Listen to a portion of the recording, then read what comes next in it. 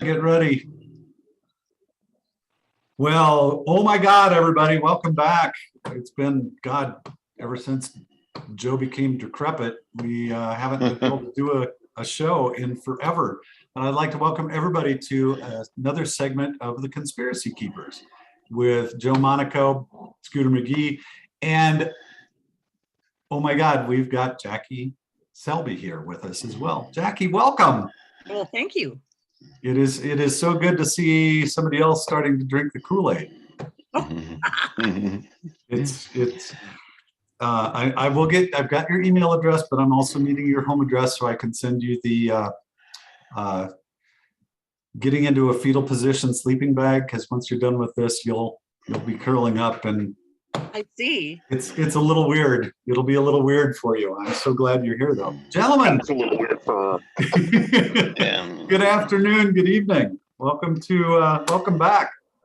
Yes, this is so cool. I'm so glad to have Jackie here, because you know what? It's so hard to find people that get it, that knows what's going on now. Jackie knows what's going on, and we've added another member to our team of people whose eyes are opened and understand what's going on in the world right now, which is not what most people think.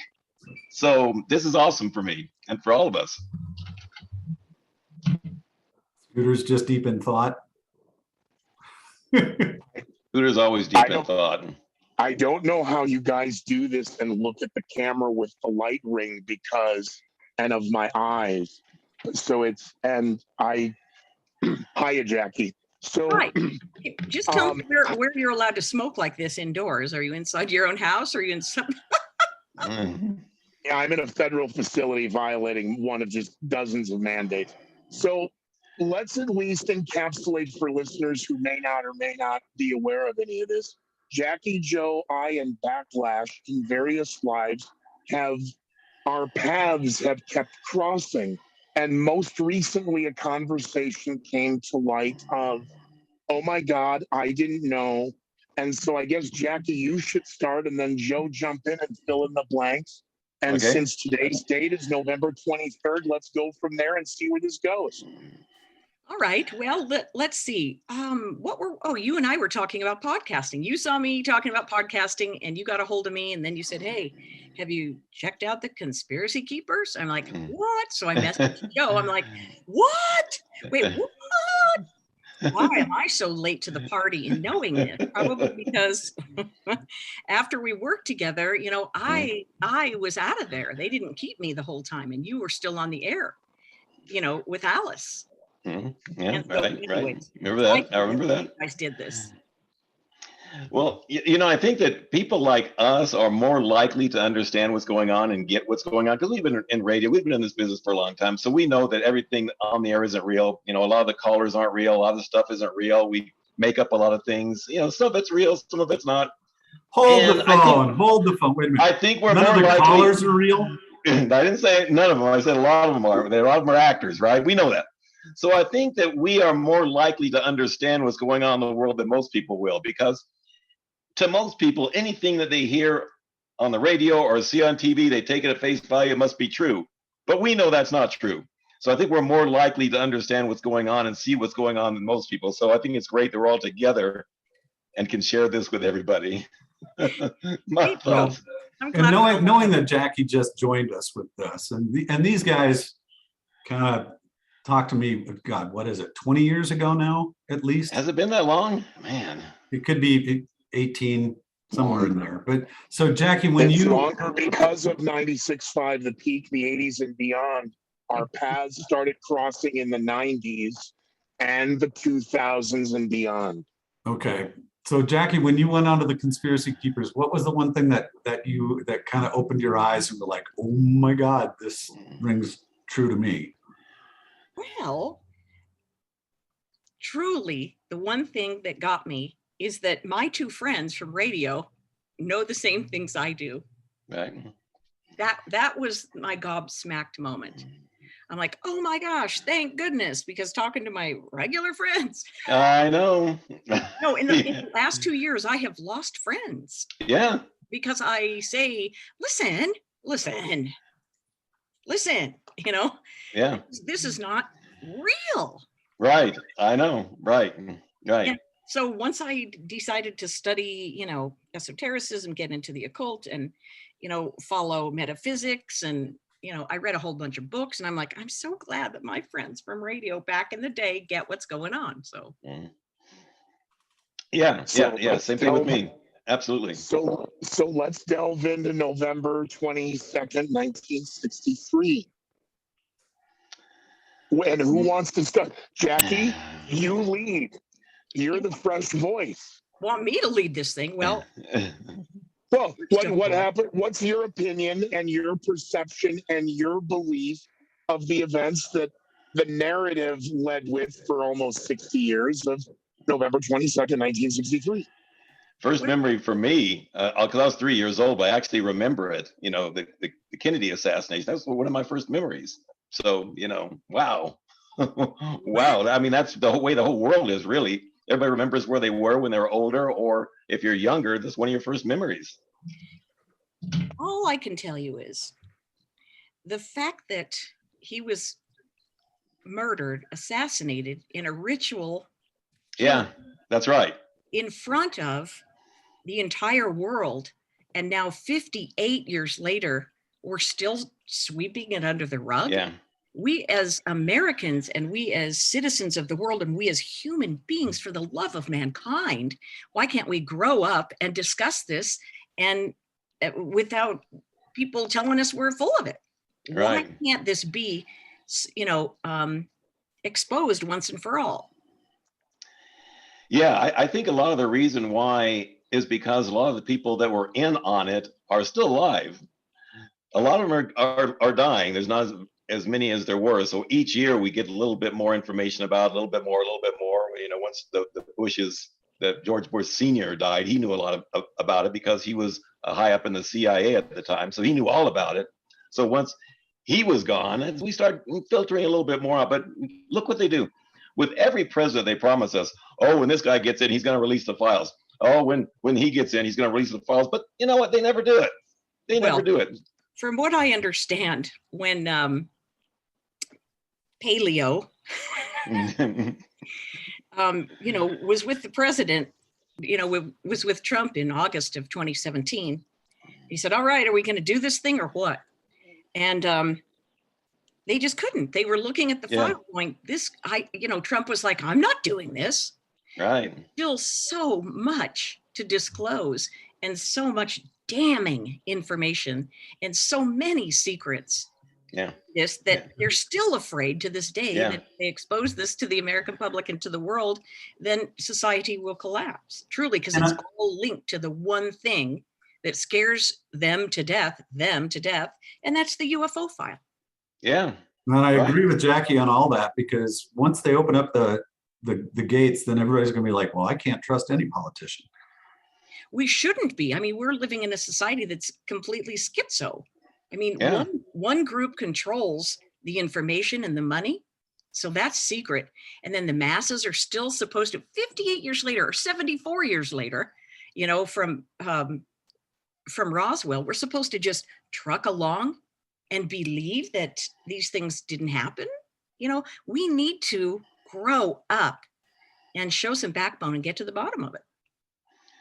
Yeah, absolutely. I think one of the things that was interesting is Joe Kennedy, Jack Kennedy's father. He was basically a mobster himself, into all kinds of illegal bootlegging and fixing the stock market. So he was one of them way back in the day. He said something that was very interesting. If people really understood this, they would understand the world that we live in. Joe Kennedy said, 50 people run the world, and that might be a high number. If people ever understood that the small group of people control everything, the money, the movie industry, the entertainment industry, the politicians, if we ever understood that a small group of people control this whole thing, things would start making sense to people. That things don't happen by accident or coincidence. They're set up. They're set up. It's interesting that I was telling my sister, who, we're very close. We don't agree on very much, but we're very close. And I said, I was going to do this thing with the conspiracy keepers and talk about JFK anniversary. And she goes, what's the difference? Why bother? He's not coming back to life. He's still dead. I go, because it is important for people to know this information needs to come out so that we can, peel back the layers of what other things they're not telling us. I think that's so important. And I don't have anything to lose. You know what I'm saying? I really don't.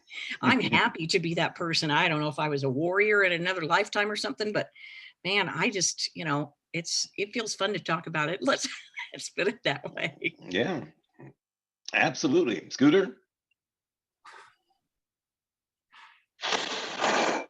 Do we lose him? No. Okay. Choose your words. All right.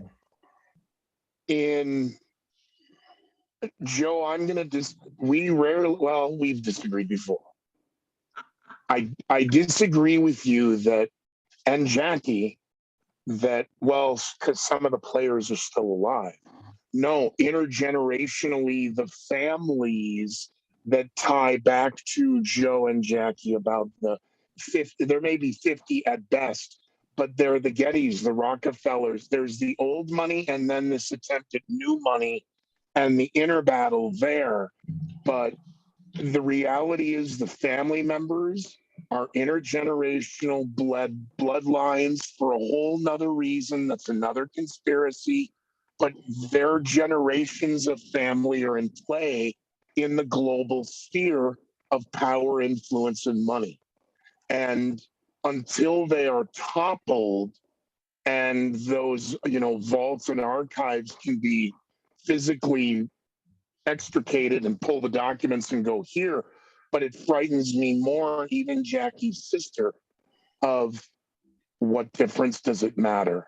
And then it's to Orwell was right, that even when the people are shown the truth, they'll attack you to defend the lie. What difference does it matter who killed the president of the United States?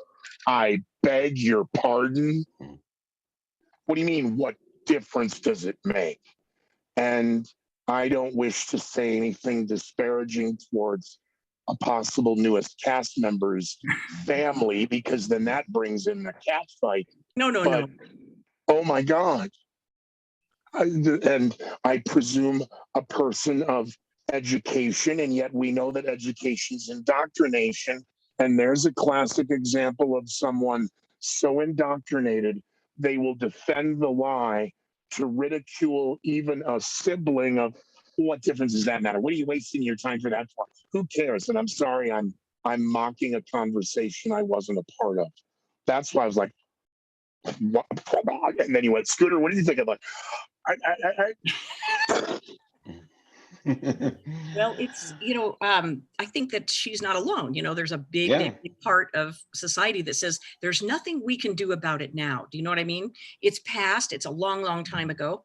But you know what? To move forward as human beings, I feel like, and move forward with the technology and all the stuff that is being, that has been suppressed from us. Because if they can suppress who, killed Kennedy, they're suppressing so much. We need to have that as human beings, and we need to buck up. We need to raise that vibration and put this out. Jackie, you and Joe both supposedly agree, or I heard in this conversation, that the events of Dallas 11/22/63 was a ritual killing. Yep. Oh, absolutely. Yeah, absolutely. And what is, Jackie, what's your take of the fact that today is November 22nd, 2021, and Dealey Plaza is still unchanged? The landscape, all of it. Yeah. Joe, Well, of course, being there. Jackie, I don't know if you have, but what does that tell you in you identifying Dealey Plaza in Dallas as a ritual ceremony? What does that tell you about Dealey Plaza as it sits today? It could have been anywhere. It doesn't matter that it was that place at that time. He had to go, and they had to set it up so that it fit into certain, structures. Why preserve Dealey Plaza when everything else has been torn down and rebuilt twice? Oh, well, gosh, that's a good question. I don't know that.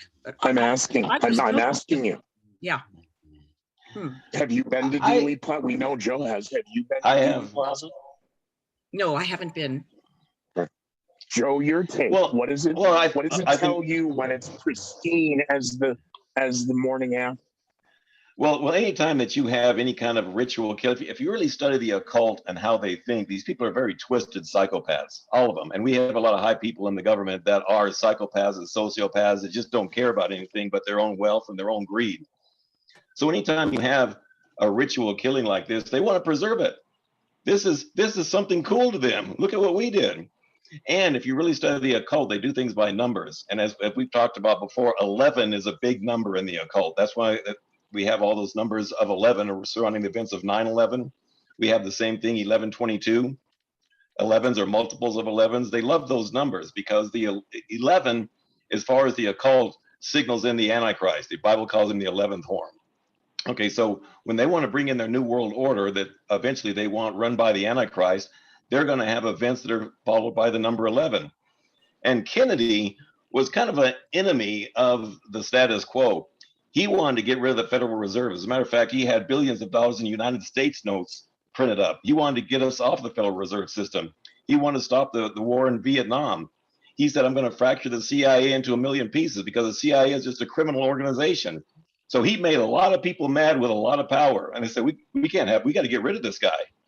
And no president since him has ever challenged the Federal Reserve because they know what's going to happen if they challenge the money system and who owns the money. Oh no, they're pawns. Whoever they're now. That's right.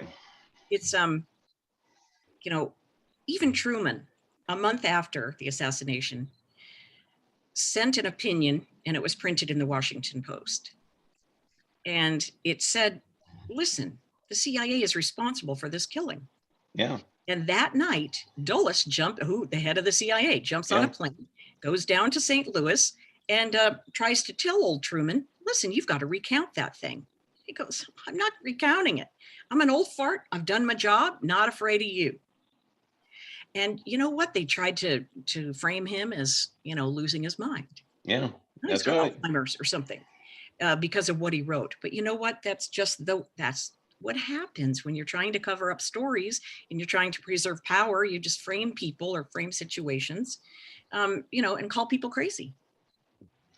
Yeah, I think another interesting thing about Allen Dulles is because he was the one that really ordered the Bay of Pigs invasion, and he did it without Kennedy's approval on it. So Kennedy was pissed off at this and fired Allen Dulles. He says the CIA has too much power if they can do something like this and don't even tell the president. So Johnson goes and puts Allen Dulles on the Warren Commission, the guy who hated Kennedy. So this whole thing was a setup from beginning to end. Another thing you want to look at when you have an incident like this, you got to look at who benefited from this. And when you find who benefited from it, you find out who your perpetrators are. Who's the first guy that benefited? Lyndon Johnson. He became president. So that's where you find your perpetrators. Find out who benefited. Sure. Well, he's perfect for the job because if you think about his vibration, you know what I mean, as a human being in that place in that time. I'm sure you're familiar with the statements that he would say to people in meetings, Yes. And he would flop out his, Yep. male member and say, who has to figure one of these? Yeah. Because right. his thing is that he's into power and he's into his own strength and height and his ability to, have power over people. That's and that's right. what to consider is that, the higher vibration of these people is not very high, actually. It's kind of low. And, some would even say that it's, it's off the planet. It's people who don't even live here, not even from here, that are controlling things. Yeah. Yeah, absolutely. Oh God. Backlash, how you doing over there? How you doing, buddy? Did you just hear me say, oh God? Yes. Like I was so excited that Jackie was just starting this journey and she is so deep into it. I'm getting my wubby out and I'm just going to sit here and listen and be quiet. I think it upsets people greatly. And you're not the only one that it upsets. Well, it is very upsetting when the veil gets pulled away. And these guys started tugging at the veil years ago with me, and it has definitely changed my outlook on a lot of things. The question that popped up when you and Joe both said it was a ritual. I myself at that point is like, okay, tell me a little more about the ritual itself or what this entailed. Because yes, I completely agree that a lot of this was set up, and And Jackie, for your edification on all this is, I'm more of the guy that's coming in on the other side of being the doubtful, but now hearing three people talking the same speak is very upsetting. And of course, it happens to be just before Thanksgiving, so thank God I've got a lot of Jack lined up at the house and box of edibles, so I'm good. I feel you. I feel sorry for people who, it doesn't matter at which angle you come at them. You can say, okay, do you believe that this organization is operating in your interest? You know what I mean? You could say that about so many angles of our current society. And they say, yeah, but you could say that about everything. One of my greatest friends, he said that to me, at the beginning of 2020, in like June of 2020, I was talking about this, that, and the other. And he says, well, that's true of every single thing in our society. I said, that's correct. You need to grow up. But for me, it's been fun because then it answers so many questions. You're like, okay, I get it. Oh my God. Acquiescing to the Davos 2030 stripped of nothing and being happy. And Jackie, you just nailed, wait a minute, they lie about everything. Well, yeah, so well, wait a minute. You're acquiescing to knowing they're lying, and you're just going to try and figure out how to get through your way and come out the other side. No one comes out the other side faring well, thinking they're going to come out the other side if they go along to get along. Yes, and we have to consider that each person takes this differently. And okay, you'll be all right. How's Monkey doing? Okay. But it's kind of, it's we have to do what our heart tells us. We have to do and say what, everything's a vibration. So if I say that too much, don't laugh at me. But everything is a vibrational deal. It is. And that's what people don't understand.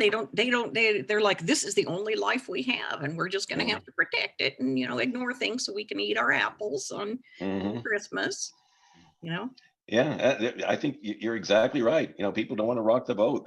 They are afraid of the truth. And the thing about the truth is, if you've lived a lie for so long, the truth will sound absolutely crazy to these people.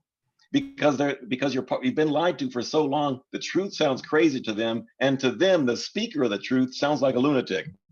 I mean, that's what it is when you've been indoctrinated in a lie for so long. So we've just come to expect that. That's what's just going to happen. People aren't going to get it. That's why, Jackie, you're such a breath of fresh air, because you get it right away. You get it. I know you get it. Your eyes are open, and hardly anybody is.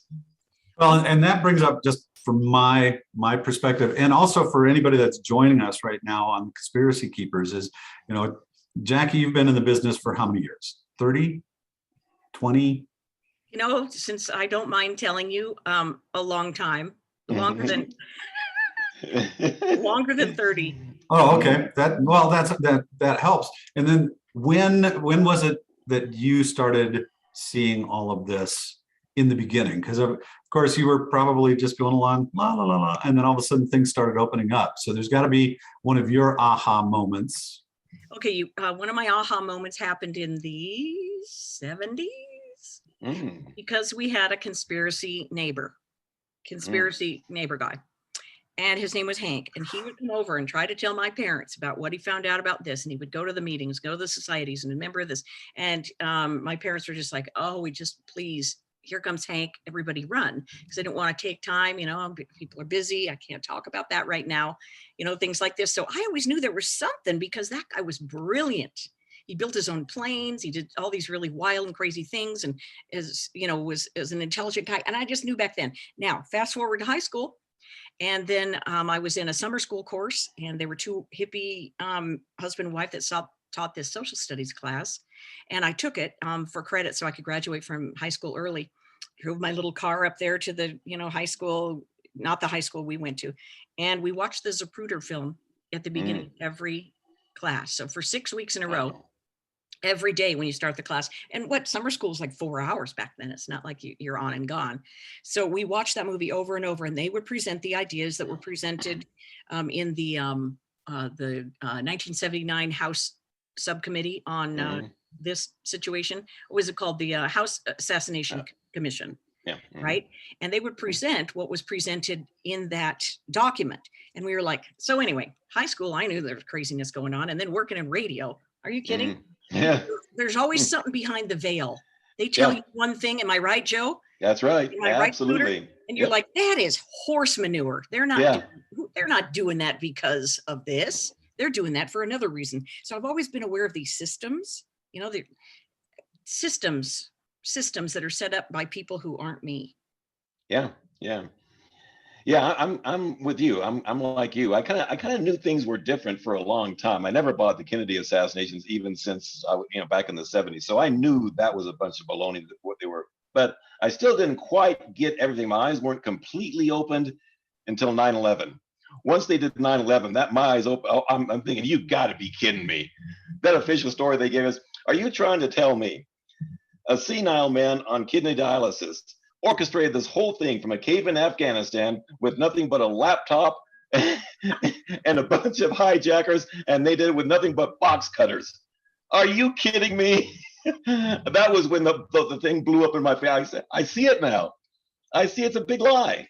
So yeah, I'm kind of like you. I saw it for a long time, but that really opened my eyes, because that was so outrageous. It's such a big lie. It's like, how are they going to get away with this?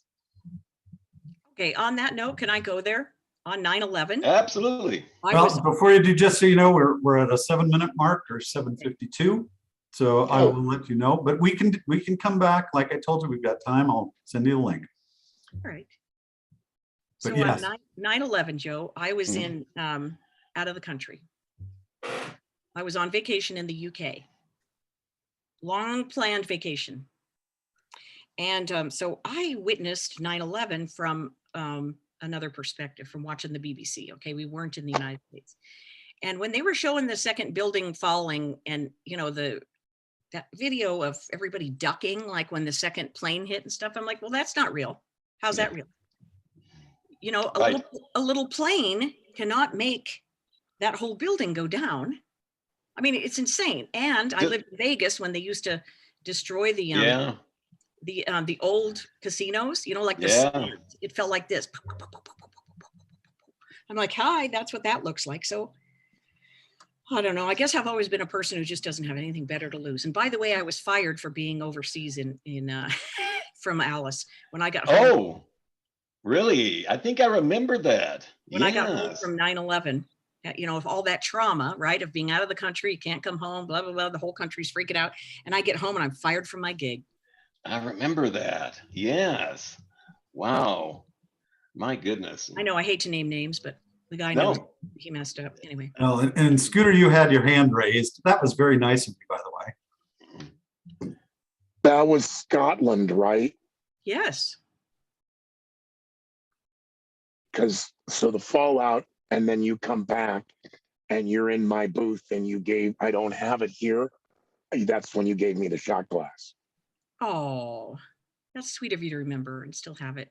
Well, because now we were, again, and Joe and Backlash, you get this. So it's all of the commotion of the nightclub, and everyone's trying to get back because this event has happened, and everyone's just so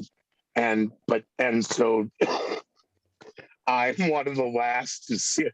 We knew what was happening, of course, but she gets back, and I think that was whatever contractual you were there, but that was not a very good time. And I remember you said BBC, and I'm like, no, you were in Scotland. I remember this because you come back and we're in the booth, and all the monkey business is going on, but you and I were just sitting there talking at 150 decibels. Or whatever the heartthrob speakers were. Wow. Isn't that crazy, the history that we have now that we're all linking this together? Yeah.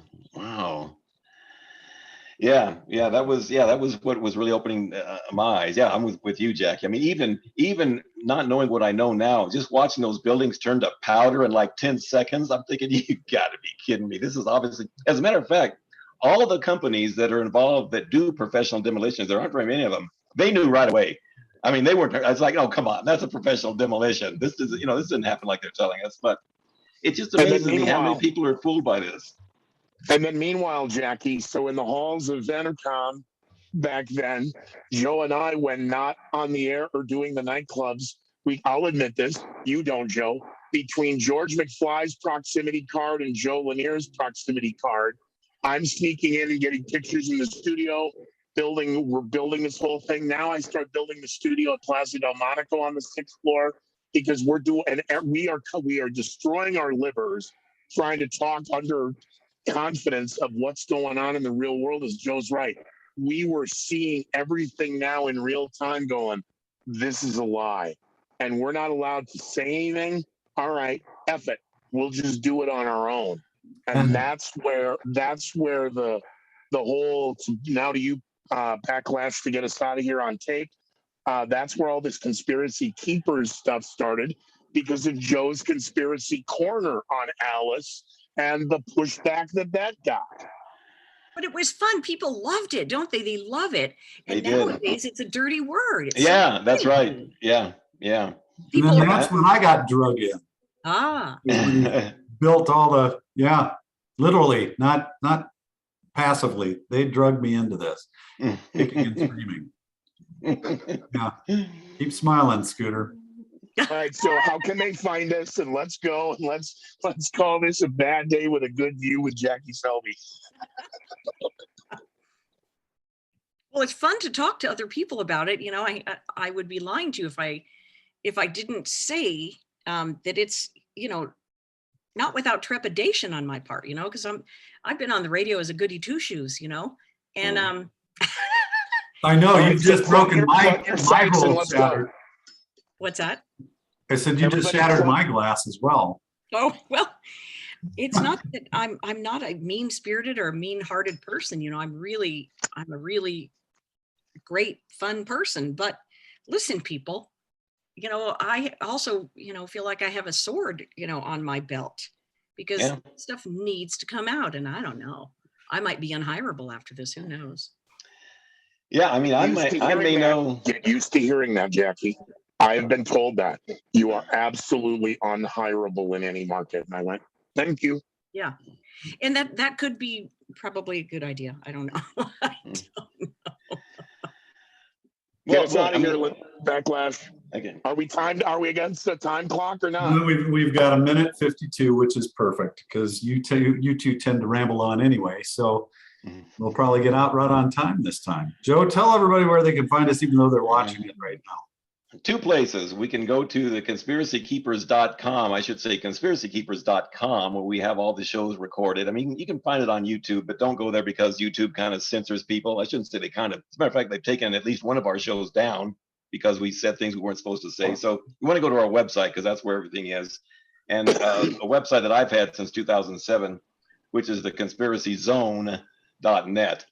And that one, they're both linked together. So you want to go to either one of those places. But for these shows, go to conspiracykeepers.com. Thank you. Jackie, how does the World Wide Web find you? That's a good question. I guess at JackieSelby.com. I Awesome. want to spell your name. Not now. I'm not going to. Yeah, there it is. That's what I was waiting for. Yeah, exactly. Next episode, man. Next episode. Well, hopefully, we'll be back with another episode here in just a few minutes. But for those of you that have joined us today, thank you so much to Joe Monaco, Scooter McGee, and Jackie Selby for joining Happy us. Thanksgiving, everybody. Today. Thanks, guys. We'll be back with another episode here shortly. Hail of all.